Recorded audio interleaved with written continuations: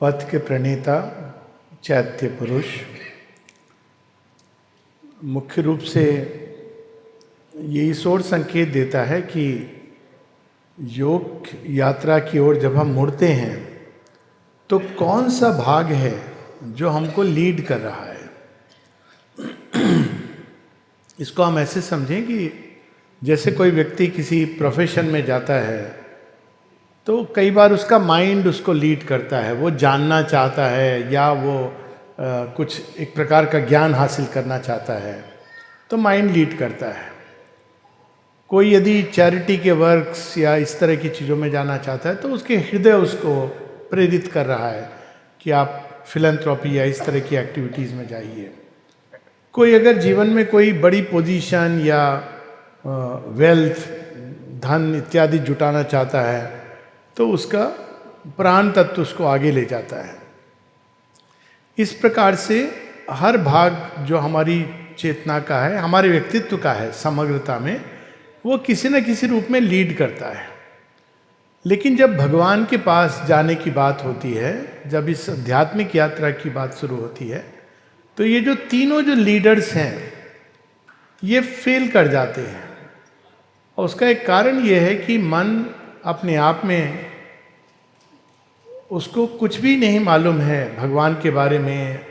जीवन it acts as a guide. और सबसे बड़ी कठिनाई होती है कि वो ये समझता है कि वो जानता है।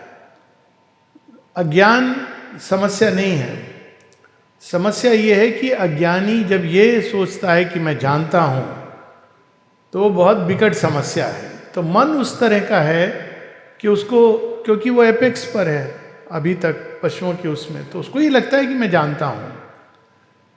तो यदि मन लीड करता है और मान लीजिए लीड करता रहे अंत तक, तो वास्तव में भगवान के एक द्वार पे पहुँचता है जहाँ वो कुंडी तो खटखटा रहा है लेकिन उसको प्रवेश नहीं मिल रहा है, क्योंकि वहाँ प्रवेश पत्र कुछ और चाहिए। और वो अपने मन से रचना करता है, अपने आइडिया से कि भगवान कैसे होंगे कैसे नहीं होंगे।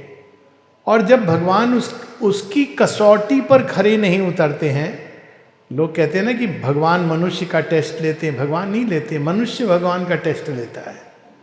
हमने अपने मन में अनेकों धारणाएं बनाई हुई हैं भगवान की, और जब भगवान उस कसौटी पर खरे नहीं उतरते तो वो डाउट से भर जाता है।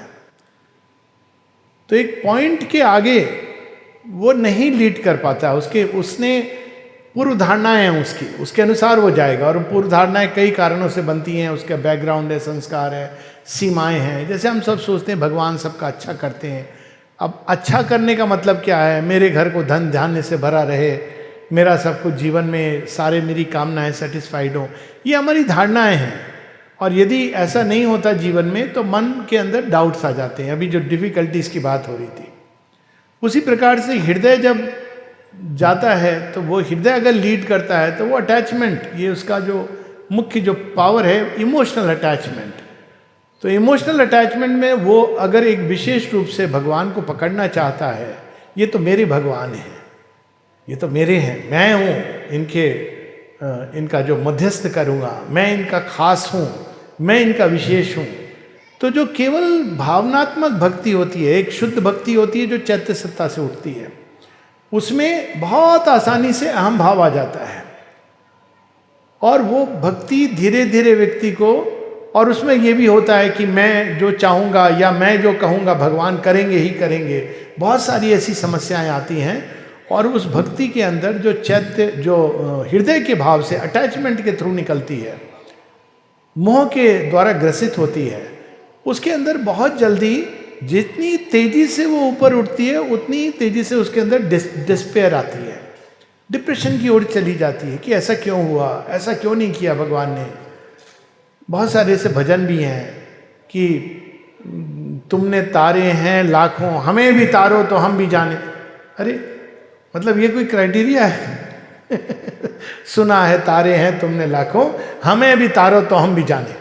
हट है भगवान के साथ, भक्ति इस प्रकार की हटीली, और मैं जैसे सोचता हूँ वैसे ही भगवान है, वैसा ही सबको मानना चाहिए। तो ये जो भक्ति है जो केवल एक सीमित हृदय की भक्ति है, तो जब हृदय, सीमित हृदय लीड करता है साधना को, तो बहुत आगे नहीं जा पाता है। एक बार एक सज्जन मिले थे, वो मुझसे कहते हैं आपके यहाँ कीर्तन नहीं होता? मैंने कहा नहीं होता है। तो कहते बाकी सब ठीक है, बिना कीर्तन के भगवान नहीं मिल सकते। तो मैंने कहा आपको किसने ये बताया? भगवान ने बताया। अब देखिए छोटी सी चीज है, आपके लिए ये उचित है, ये नहीं कि कीर्तन करना चाहिए नहीं करना चाहिए, लेकिन हम भक्ति क्या करती है, जो केवल हृदय की है, वो बांध देती है भगवान को, उसके अपने नियमों में बांध देती है, अपने कानून में बांध देती है, रादर देन वो सेल्फ गिविंग हो। चैत्य की जो भक्ति है वो खुद को देती है, कहती है मेरा कोई नियम कानून आप पर नहीं बाध्य है, लेकिन आपके सारे नियम कानून मैं अपनाना चाहता हूँ। तो ये दोनों का जो अंतर है, तो ये बाहर की। उसी तरह जब प्राण जाता है, मैं भगवान का काम करूँगा, मैं भगवान का काम करूँगा, तो वो जब लीड करता है, तो प्राण तो महत्वाकांक्षी है, वो काम करेगा।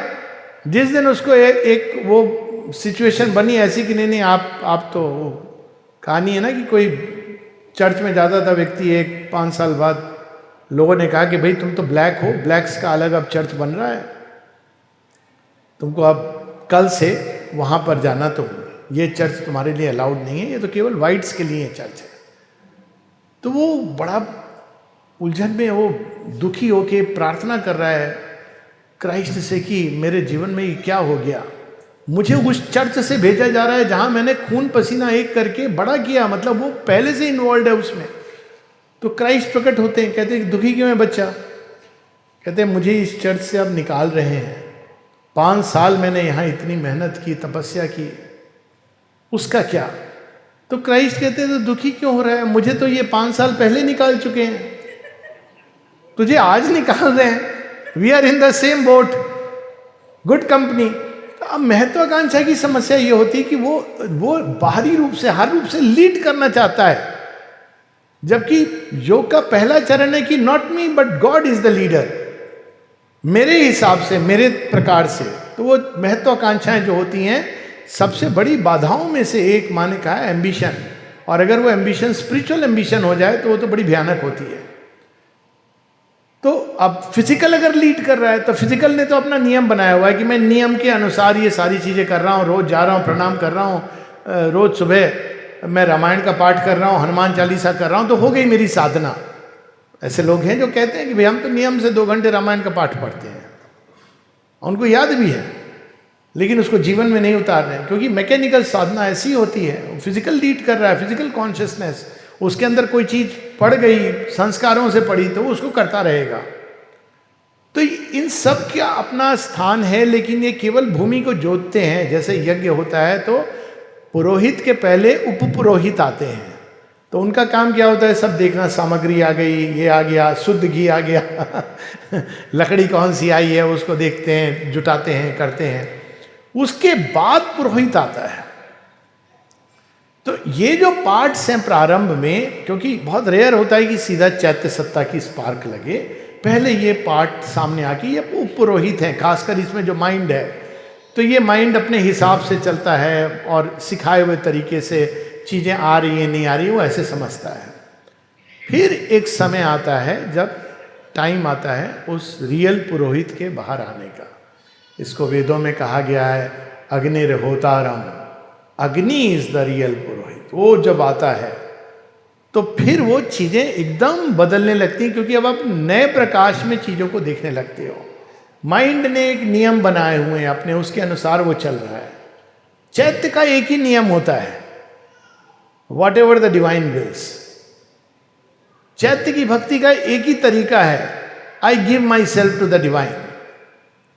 मुझे ये नहीं लेना कि भगवान मुझे क्या दे रहे हैं, मुझे बस इससे मतलब है कि मैं भगवान को क्या दे पा रहा हूं और क्या मैंने दिया नहीं है। और माँ एक जगह कहती है there is always something to give. तो चैत्य देखिए जैसे ही लीड करने लगता है तो वो चीजों को सही ढंग से पकड़ता है। माइंड ने डॉगमास बनाए हुए हैं जिसकी बात होती है कि ऐसा तुम करोगे तो ये होगा, वैसा करोगे तो वैसा होगा, और वो जरूरी होते हैं। एक समय चेतना को डिसिप्लिन होती है, बहुत सारी चीजें होती हैं। जैसे मैंने कहा वो पुरोहित है, लेकिन जब चैत्य आता है तो सारे नियम ताक पे रख देता है। उसके लिए एक ही नियम है, जो भगवान कह रहे हैं वह सत्य है, उसको मैं आत्मसात करूंगा।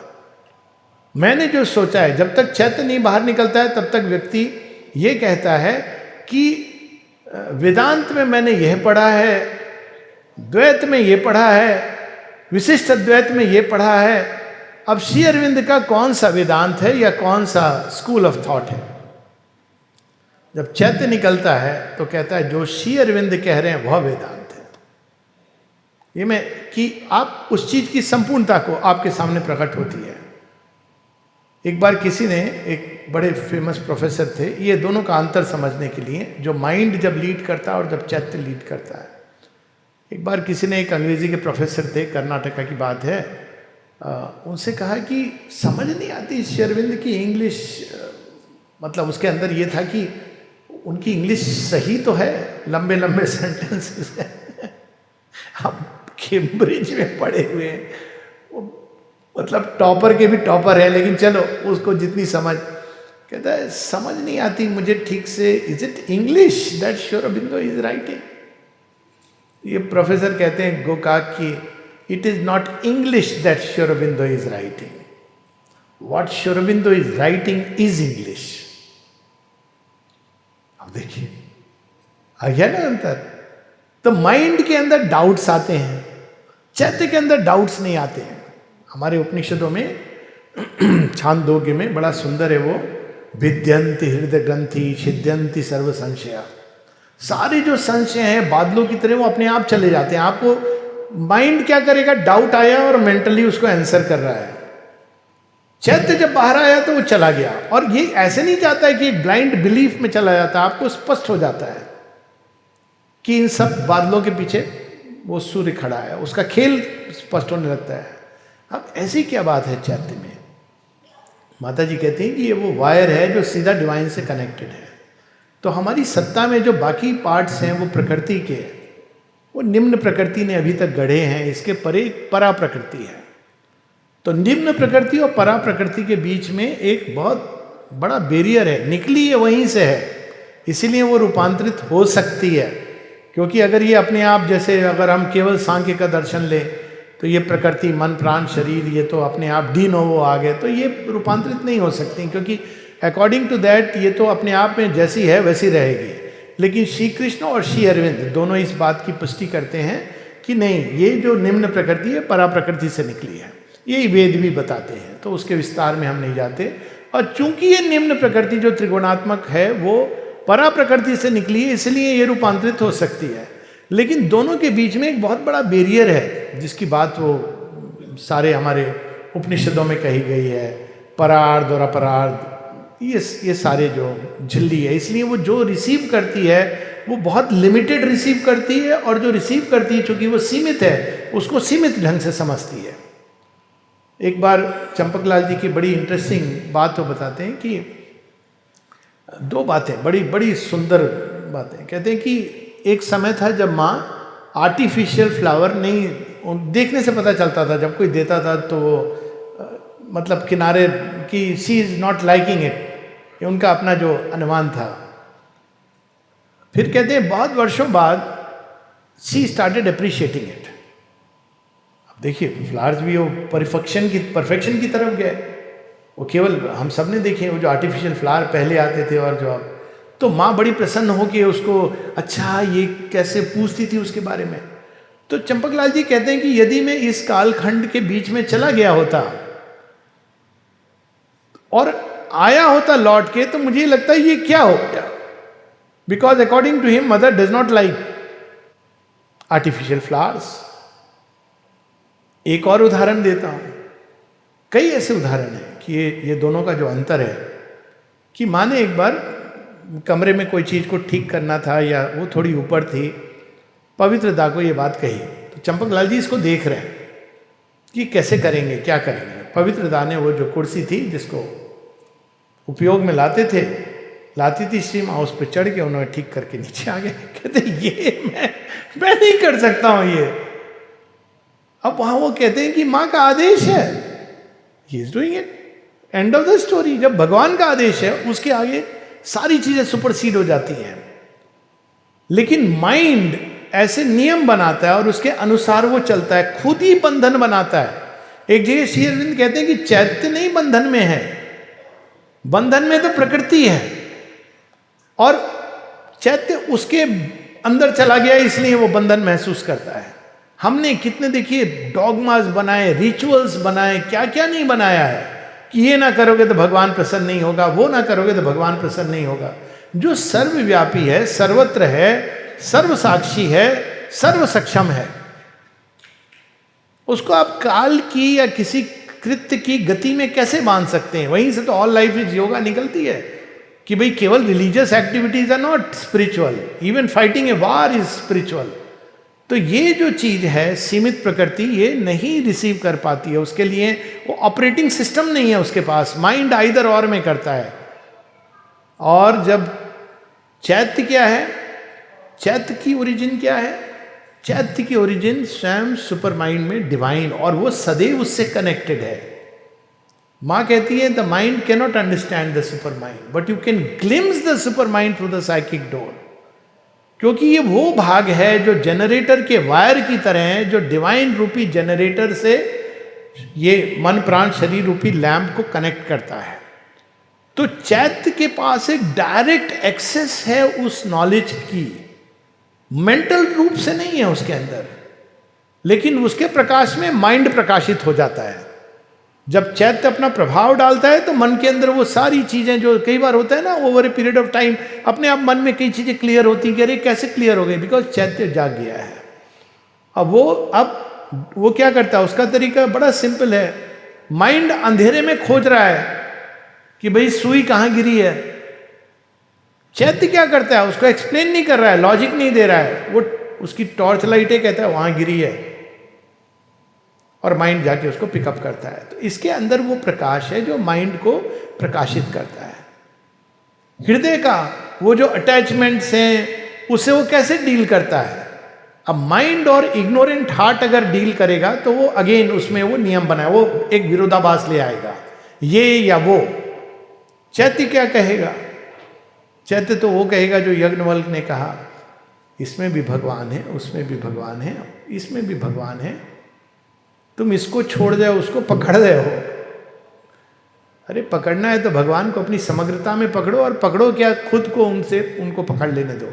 Now it gives you a noble way, जहां आप चीजों को काट नहीं रहे, क्योंकि ये भी एक समस्या आती है। You love God in every one and everything.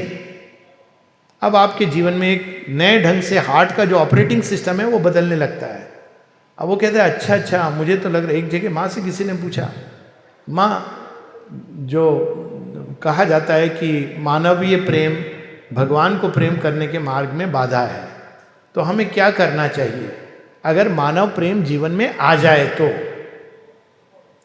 तो माँ कहती है गो थ्रू इट। वॉल्यूम 8 में पेज नंबर 308-9 में आएगा, गो थ्रू इट।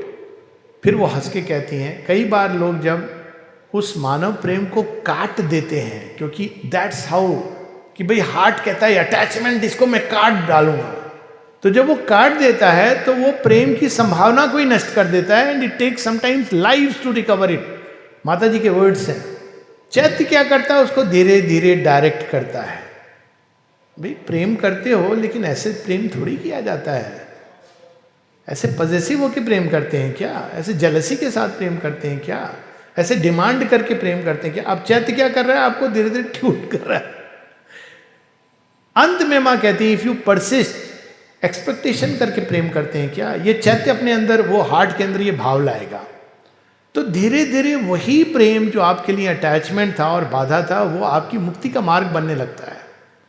बिकॉज आपका हृदय शुद्ध होने लगता है उन सभी कलुष की चीजों से जो हमको पता ही नहीं चलता है। क्योंकि जो लोग ऐसे काटते हैं वो भगवान के साथ भी फिर वही व्यवहार करते हैं, भगवान को भी उठा के डाल देते हैं पानी में, पीटते हैं। शेरविन का एक एफोरिज्म है, give him a nice beating. ऐसे भी लोग हैं, भगवान को पत्थर मारते हैं और कुछ भी because they don't understand this.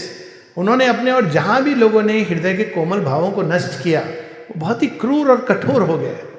चैत्य क्या करेगा, वो धीरे धीरे उसको तैयार करेगा। फिर एक समय आता है, माँ कहती if you persist you touch the principle of divine love. देखिए, और तब क्या होता है, आप पत्नी को पत्नी है इसलिए नहीं प्रेम करते हो और पति को पति है, बल्कि इसलिए क्योंकि you are a trustee and भगवान ने वो आपके जीवन में है। अगर वो आपको डांट रही है, गुस्सा कर रही है, तो आप कहोगे जय मां दुर्गा, काली जय मां काली। और यदि आपको पुचकार रही हो तो मां लक्ष्मी, आपकी केयर ले रही हो तो मां सरस्वती, आपको अगर वो काउंसलिंग दे रही हो तो मां महेश्वरी, और यदि वो ये सब कुछ ना कर रही हो तो हे जगन माता तेरी जय हो, तूने मुक्त कर दिया मुझे सारे बंधनों से। मतलब one has to start seeing that, ये चैत्य करता है।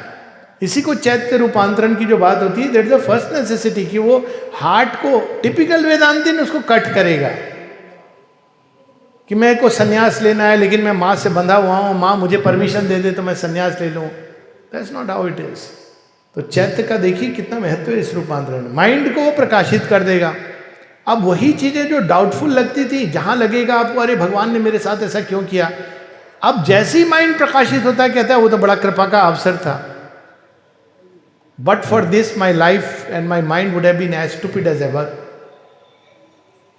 फिर उसी तरह से प्राण के अंदर जो ये महत्वाकांक्षाएं हैं, धीरे धीरे धीरे प्रारंभ ऐसे होगा जैसे महत्वाकांक्षा के रूप में हम भगवान की सेवा। I know it, Champak Lal ji 20 वर्ष के बाद अपने संस्मरणों में कहते हैं कि उन्होंने माता जी को पूछा, माँ अब तक मैंने आपकी सेवा वैसे की जैसे मुझे लगता था कि करनी चाहिए, पर मैंने तो कभी पूछा नहीं कि आप मुझसे क्या चाहते हो। Now I want to serve you as you would want me to serve you. अब देखिए क्या हुआ, धीरे धीरे जो हमारे अंदर महत्वाकांक्षा का बीज होता है, भगवान की पूजा में भी महत्वाकांक्षा आती है। मैं मध्यस्थ हूं, मेरे बिना आप जा नहीं सकते भगवान के पास, लेकिन वही चीज जब भगवान की सेवा में करते करते करते you become a servant and slave of God. Servant and slave of God की क्या है, उसकी अपनी मर्जी नहीं है, उसकी कोई पूर्व धारणा नहीं है, वो केवल भगवान की मर्जी से चल रहा है। तो इस प्रकार से चैत्य जब लीड करने लगता है तो पूरी गति बदल जाती है। जब चैत्य लीड करता है, कि एग्जाम्पल दे रहा हूं अगेन भगवान के काम में, उस दिन सामूहिक वर्क की बात हो रही थी, कलेक्टिव वर्क की। जब महत्वाकांक्षा लीड करती है तो वो क्या कहती है, अच्छा मुझे काम करने का अवसर नहीं मिल रहा है, ओके मैं कोऑपरेट नहीं करूंगा, तुम ही करो काम, और मन ही मन कोस रहा है। जब चैत्य लीड करता है तो क्या कहता है, अरे इससे क्या फर्क पड़ता है, मैं करूं कोई और करे, भगवान का काम होना चाहिए, जो इस काम को बेहतर करे वह करे। जिसको मां बैठा दे, हे प्रभु आप प्रार्थना करोगे उसके लिए, you will cooperate, you will collaborate. आप कहोगे मां आज यह व्यक्ति कर रहा है, आप इसको पूरा प्रेरणा दो, उसके अंदर वो सब दो जिससे कि ये आपका काम बहुत सुंदर ढंग से अच्छे से करे। ये चैत्य का स्वभाव है, क्योंकि वो सदैव ही सरेंडर्ड है, उसके अंदर सेल्फ गिविंग एक स्वाभाविक रूप से आता है, उसके अंदर डिमांड वगैरह ये चीजें नहीं आती हैं। क्यों डिमांड किसको होती है, जो दूर रहता है, जो भगवान से दूर है, वो भगवान से वे चीजें मांगेगा जो उसको लगता है मेरे जीवन को अच्छा बनाएंगी या खुशी देंगे। जो भगवान के पास है वो क्या मांगेगा, क्या वो ही कहेगा कि मुझे वो जगह का राज्य चाहिए, भगवान कहेंगे ले लो राज्य जाओ। उसको the greatest felicity is there, so the psychic wants nothing except the companionship of God, nearness of God. तो अपने आप चूंकि उसके अंदर वो वही एक चीज है जो वो डिमांड करता है, और उसके लिए चैत्य सत्ता के लिए एक ही दुख का कारण होता है कि भगवान की उपस्थिति को वेल हो जाना। तो चैत्य को कभी ये बताना नहीं पड़ता है कि कौन सी चीज हानिकारक है या कौन सी चीज अच्छी है। उसका क्राइटेरिया बड़ा सिंपल है। जब हमारा प्राण कोई ऐसी एक्टिविटी में इंडल्ज करता है, मान लीजिए बड़ा एक एक्साइटमेंट वाली चीज, या क्रोधित हो गए या काम वासना जाग गई, तो चैत्य अंदर में रोने लगता है, दुखी होता है कि अरे यार क्या कर रहे हो मिट्टी में, क्योंकि वो महसूस करता है कि एक वेल आ गई है। इमीडिएटली। श्री अरविंद के योग में ये नहीं बताते हैं यम नियम, कुछ भी नहीं बता। कई बार लोग कहते हैं कि कुछ तो नियम हो, लेकिन उन्होंने जो नियम बताया है और साथ में उन्होंने जो पहला स्टेप बताया, find the psychic being, psychic being आपको खुद ही बता देगा। और उसका क्राइटेरिया बड़ा सिंपल है, कोई मेंटल रूल नहीं है। यदि आपके अंदर वो वेलिंग हो रही है तो आपको पता है कि ये एक्टिविटी उचित नहीं है, चाहे संसार कुछ भी कह रहा हो उसके बारे में, अपने आप। So this is how the psychic guide through a direct knowledge, direct access. उसको ये बताना नहीं पड़ता है कि भक्ति क्या होती है, कीर्तन खड़ताल इस सब से वो मुक्त है। उसके लिए भक्ति है to give oneself to the divine. वो हाथ में खड़ताल पकड़ा है तो खड़ताल पकड़ लेगा। भगवान कहे ताली बजा कठपुतली के नाच में तो वो करेगा। भगवान कहे तलवार पकड़ा रहा हूं जा युद्ध कर, तो उसके लिए तलवार लेके युद्ध में जाना इस भक्ति। भगवान उसको कहेंगे चुप बैठ, नीचे बैठ, अभी तुझसे कोई काम नहीं लेना है। तो उसके लिए भगवान के नीचे बैठा है, वो कुछ नहीं कर रहा है, उसी में आनंदित हो रहा है। श्री अरविंद ये बताते हैं डिलाइट ऑफ वर्क्स में, ये चैत्य का स्वभाव है, उसका भाव है। It is by nature surrendered. उसके अंदर वही अभिप्सा होती है कि भगवान को जितनी संपूर्णता समग्रता में, लेकिन अभी जो हमारे अंदर में ये पूरा आइडेंटिफाइड हो गया है प्रकृति के साथ में, एक प्रकार से वो भ्रूण अवस्था में दासत्व में है, तो उससे उसको बाहर निकलना है। पहले उसको रिक्लेम करना है कि हु एम आई। तो उसी लिए साधना का जो पहला स्टेप है, जिसमें कहा जाता है सेपरेट योर सेल्फ। ये मत सोचो कि जो बहाव आया, जो विचारों का, मेरे विचार से, मेरे विचार से। अरे भाई आपका विचार कौन सा विचार, कहाँ से आ रहा है ये विचार? पहले मन को बोलना है क्वाइट। आप देखिए चैत्य को पाने की जितने भी, या डिवाइन को पाने की जो प्रोसेसेस हैं, उसमें पहला स्टेप है क्वाइट्यूड। अगर रेस्टलेस माइंड है तो वो नहीं जाने देगा, वो चैत्य को बांध करके। First step is to tell the mind. माँ कहती हैं, वो जो अभी बात कर रहे थे अनिल भैया, कि वो हर समय वो स्मरण, पहली स्टेप क्या कहती है? Tell the mind that mind, first thing you must know is that the mind can not understand spiritual things. तो मन को ये कहना है, भाई देखो भैया तुमसे ना हो पाएगा,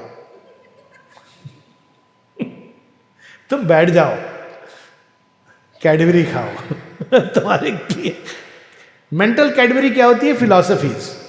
कई लोगों को ये वो एडवर्टाइजमेंट में यही है, वो उसको लगता है व्यक्ति को कि मैंने 10 किताबें पढ़ ली, वेदांत पढ़ लिया मैंने, उनका भाष्य पढ़ लिया, तो वो ज्ञानवान हो गया।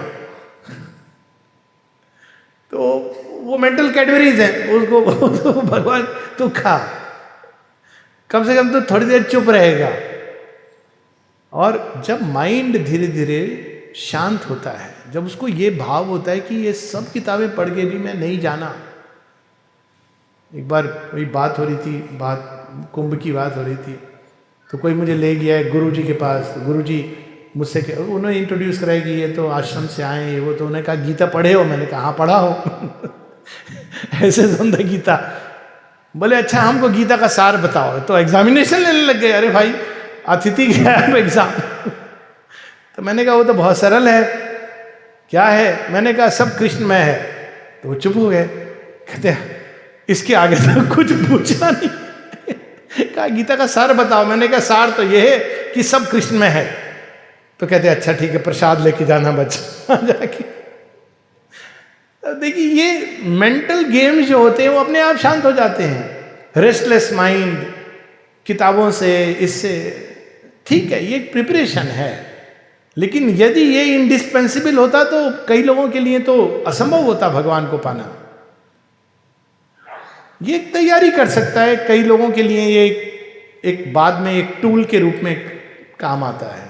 लेकिन ये समझना कि उससे हम ज्ञानी हो गए क्योंकि हमने 4 भाष्य टीका पढ़ ली है, तो that's how the psychic proceeds. तो माइंड को, रेस्टलेसनेस को भैया प्रकाश चाहिए, प्रकाश, सच्चा ज्ञान चाहिए, विजडम चाहिए। ज्ञान यानी एकत्व, भगवान के साथ एकत्व। ये खेल खेलना बंद कर, तो एक समय के बाद वो अपने आप, कई बार वो ये एक्टिविटी करके थक जाता है, कभी कभी बहुत ओल्ड एज में, which is unfortunate because by then one is left with nothing. फिर हार्ट को भी उसी प्रकार से, जब इधर ये हो रहा है, वो हो रहा है, उसने ऐसा किया, इसने ऐसा किया, उसको मैंने बहुत प्यार किया, उसने मेरे साथ क्या किया, ये जब हार्ट की ये जो गतियां चल रही हैं, तो वहाँ पर उसको समझाना है, ये चैत्य को समझाएं या हायर माइंड के पार्ट से, प्लीज शांत हो जा, प्यार करने वाला अभी तेरी लाइफ में आया नहीं है, वो आएगा तो तू ये कहना ही बंद कर देगा कि मैंने उसको इतना प्यार किया, क्योंकि तुझे मूर्खतापूर्ण स्टेटमेंट लगेगा मैंने प्यार किया। तो आप अपने आप को, हार्ट शांत हो जाता है, प्राण की भी उथल पुथल, देन ये सारी जो कई सारी प्रैक्टिसेस है, निष्काम कर्मा की, कर्म की, इक्वेनिमिटी की, ये तो अहंकार की जो मोटी परत है ना, रिमेंबर एंड ऑफर, ये उसको धीरे धीरे ढीला करती जाती हैं, उसको पकाती हैं बाहर से। They are like the fire. दिव्य जीवन में शेरविंद इसको बहुत अच्छे से समझाते हैं कि ये जो है, ये जो प्रैक्टिसेस हैं, वो धीरे धीरे बाहर जो अज्ञान की परत है, इसको धीरे धीरे धीरे लेयर बाय लेयर कठोर से उसको सॉफ्ट बनाती रहती हैं, सॉफ्ट के बाद सटल बनाती रहती हैं। जब वो लगभग पिघल गई तो एक दिन अचानक चैत्य प्रकट हो जाता है, yes sir there I am. तो ये ऑटोमेटिकली साथ में उसके आप हृदय के अंदर, ये उसका स्थान है, भगवान का स्थान है, ये जहाँ भगवान है वहाँ चैत्य बैठा हुआ है। तो जब हम उनका स्मरण करके हृदय के ऊपर, तो लक्षण क्या होता है कि हम सही दिशा में जा रहे हैं। लक्षण ये होता है कि हृदय के अंदर एक प्रगाढ़ सेल्फ गिविंग की भक्ति उत्पन्न होती है अपने आप। ये जो बाहर की भक्ति जो हमको लग रही थी कि ये भक्ति है, वो दिखता है कि ये तो दिखावा है, और जो सेल्फ गिविंग का भाव आता है, भगवान को स्वयं को देने का, प्रगति की जो चाह आती है, भगवान के काम के लिए जो एंथुजियाज्म है, करुणा जागृत होती है, क्योंकि चैत्य के अंदर मैत्री करुणा का भाव है, वो सबके साथ एक, सबको भगवान का वो समझता है, वो अपने आप उसके अंदर ये भाव है। तो मैत्री करुणा का भाव आता है। जजमेंटल कॉन्डिसेंडिंग ये माइंड का तरीका है, उसके अंदर एक उदारता का भाव है, चैत्य के अंदर एक माधुर्य है। चैत्य की उपस्थिति जिसके अंदर जागृत होगी, केन उपनिषद इसको बड़े इंटरेस्टिंग ढंग से कहती हैं, और श्री अरविंद उसको समझाते हैं बड़े सुंदर ढंग से। कहते हैं कि ऐसा व्यक्ति जिसने भगवान को पा लिया, वो सोसाइटी के किस उपयोग का रहता है।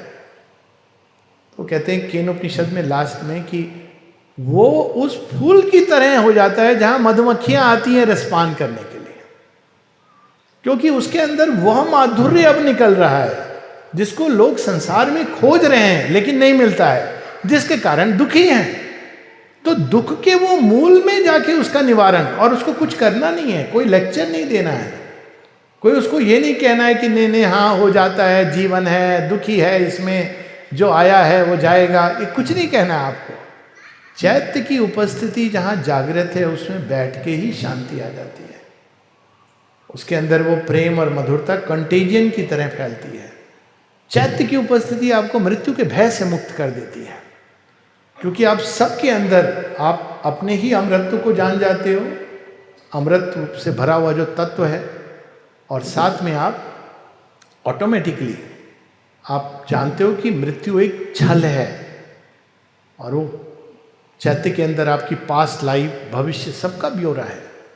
तो ये स्पष्ट हो जाता है कि कुछ नहीं है, ये ट्रांजिशन है, नथिंग है। सो ये इंटेलेक्चुअली नहीं, इंटेलेक्चुअली तो हम पढ़ लेते हैं, ऐसे लोग हैं जो गीता में पढ़ते हैं, ना जायते म्रियते वा कदाचिन, रोज पढ़ते हैं, फिर पता चलता है कि फला चले गए सॉरी, और अच्छी खासी उम्र में गए, हाय बेचारे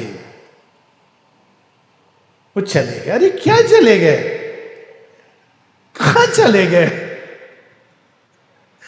अरे आपने गीता पढ़ी हुई है, कुछ तो शर्म करो, कहां चले गए? ये तो मोह कह रहा है कि चले गए, फिर what is the point of all this? चैत्य गीता नहीं पढ़ता है लेकिन इसको जानता है।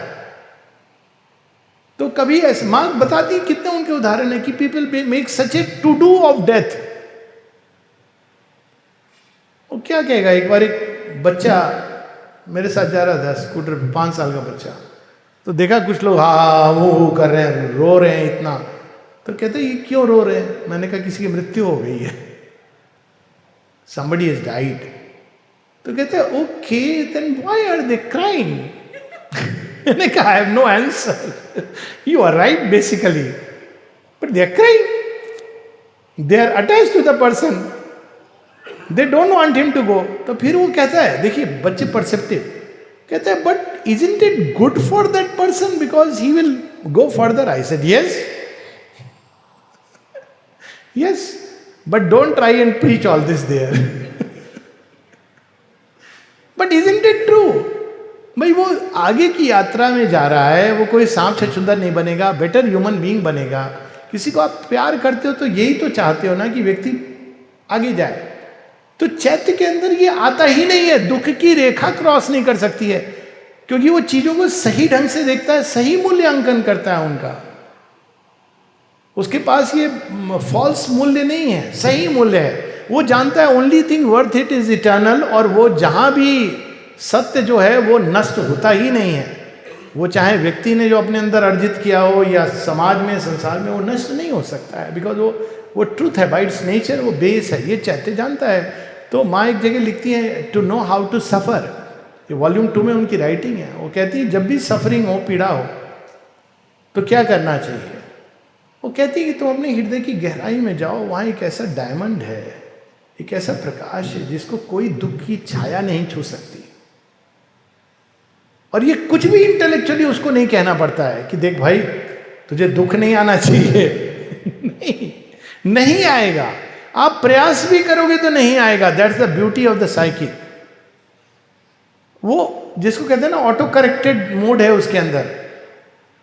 अगर आप जानबूझ के भी कहोगे अरे भाई वो चला गया, तुझे दुख होना चाहिए ना, काहे का दुख, कहाँ गया है? भगवान के पास है, भगवान की यात्रा, अपनी यात्रा फिर आएगा। वो मेंटली नहीं बोलेगा, लेक्चर नहीं देता है चैत्य, लेकिन उसको ये भाव अपने आप अंदर है। तो चैत्य का जैसे जैसे आता है एक स्पॉन्टेनियस इनर इंट्यूटिव नॉलेज जागृत होने लगती है। वो है ओरिजिनल वेद, जो अंदर में, जो अंदर का वेद है, अंदर की गीता है, अंदर का जो स्क्रिप्चर है।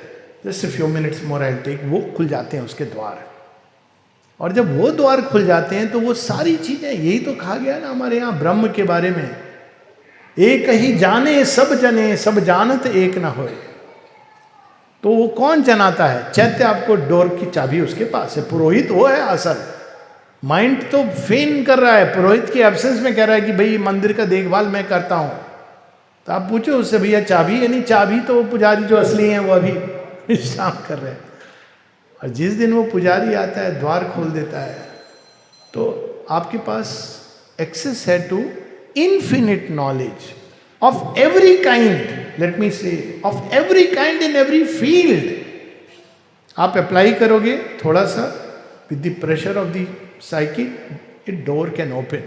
ये जरूर है कि चैत्य इस तरह की मिरेकिल उसमें नहीं जाएगा दिखाने, I will prove to you that knowledge is there. No, चैत्य के द्वार से व्यक्ति विश्व चेतना में प्रवेश करता है। चैत्य के द्वार से ट्रांसेंडेंट की ओर जाता है।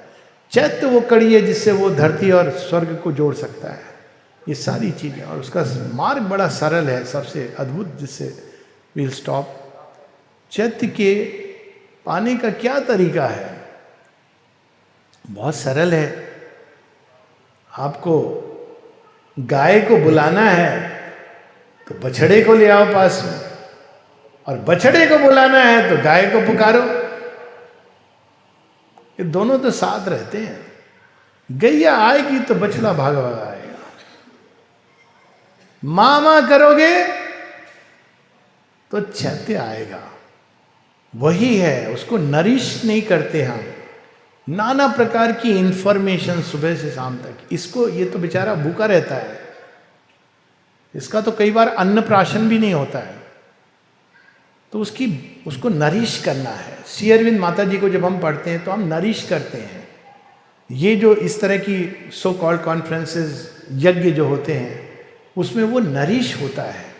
और जैसे जैसे वो नरिश होता है, बड़ा होता है, भ्रूण अवस्था से जैसे ही बड़ा होता है, वो कहता है कि I will take charge. Mind resist करता है। कभी कभी किसी का माइंड कहता है हाउ कैन आई, अभी तक तो मैं चार्ज में था। बट अल्टीमेटली चैत्य को बढ़ाते जाना है। सिर्फ माँ का नाम स्मरण, माँ से भक्ति।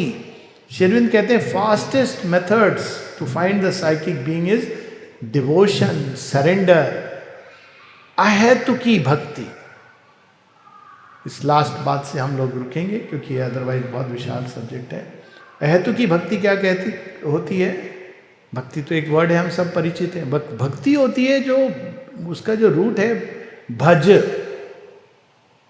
भज, भुंजती, भुंज, भग, ये रूट्स जॉय से आते हैं। इसका जो मूल मतलब है जॉय। तेन त्यक्तेन भुंजिता मां हृदय कस्य शुद्धना। तो जो भगवान में आनंद लेता है, उनकी बात में, उनके नाम में, उनकी लीला में, उनके कर्म में, वो भक्त होता है।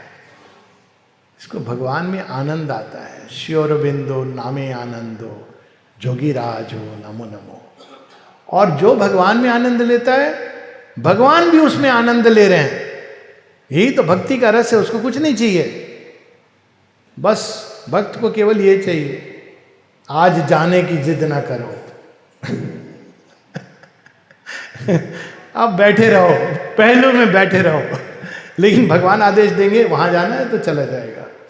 सो माँ का नाम, अहेतु की भक्ति, माइंड की भक्ति प्रमाण मांगती है,